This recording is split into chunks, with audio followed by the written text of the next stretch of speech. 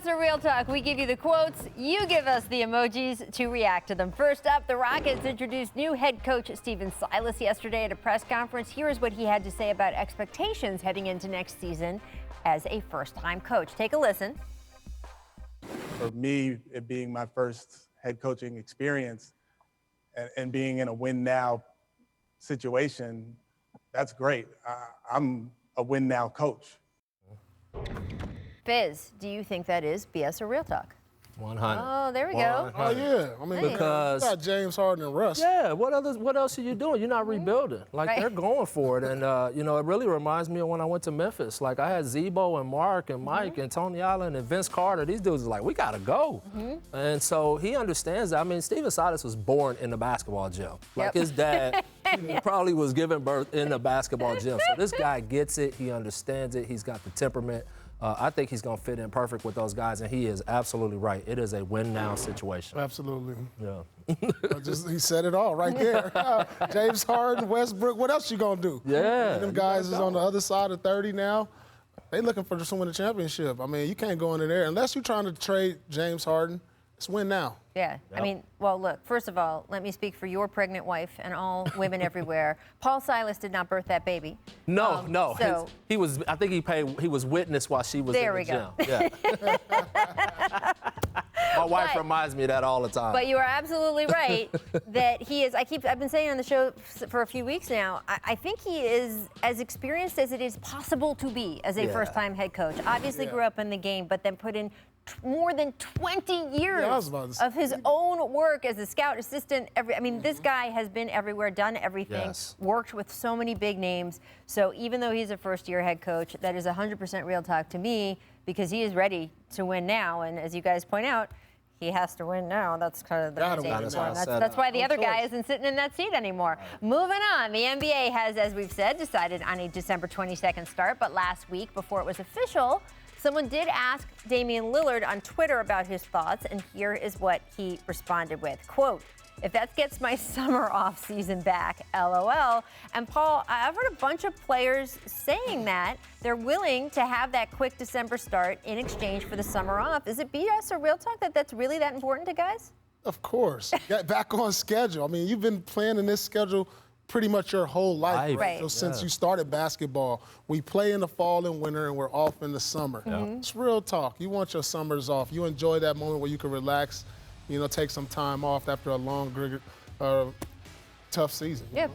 Well, it's got to be 100 because who wants to vacation in the fall? Like, everybody wants to go to the beach. Hey, unless you live in LA. Yeah, and if you live in that life, then it's different. But I'm just saying, you want to be on the beach and enjoy yourself, but also, I think the Dodgers are fine with their vacations right now. Oh, I'm sure they're loving happy, it, but and I'm anyway, happy with them. But I also think, a lot of, if you didn't learn anything from the bubble, these guys are dads. Yeah.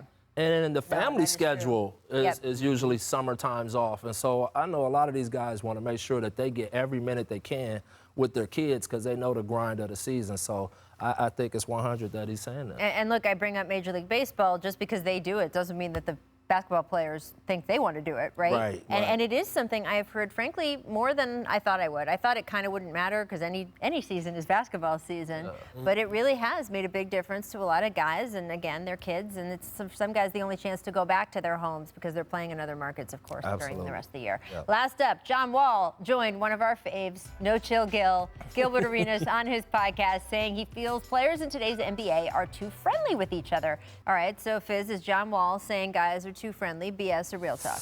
Well, I've been talking to the truth over here, so I'm gonna change my answer to what it was because I was gonna do like this because I wasn't sure because I seen John Wall slapping some fives before too, but I ain't gonna call you out, John. I think playing with guys like this can impact you, but I do think that we live in a different time than they did. Right. These guys play AAU ball. If you live in Florida and California, somehow these guys all know each other when they was like 15, 14 years old. These guys are on social media together. They're everything that they do, they're involving and interacting with other guys from other teams now. And now with the movement of Black Lives Matter and their social consciousness, it's hard to not see friendships being built.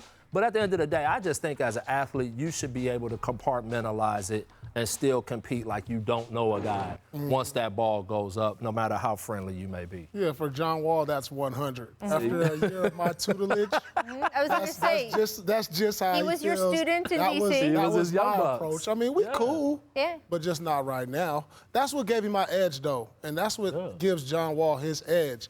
Listen, you fall, your team may pick you up. I'll holler at you later. You know, I don't know you right now. We grew up like that. After the game, literally how we can go dinner, do all this, as long as I won. Right. But if we lost, then I'm to the house. And you know how Pat and them were in Miami. I do, 100% Pat was like, no socializing pregame, off the court, no socializing pregame, on the court. Like, if you went up after the game, it was just like, just don't go there. We can kick it if I won after the game.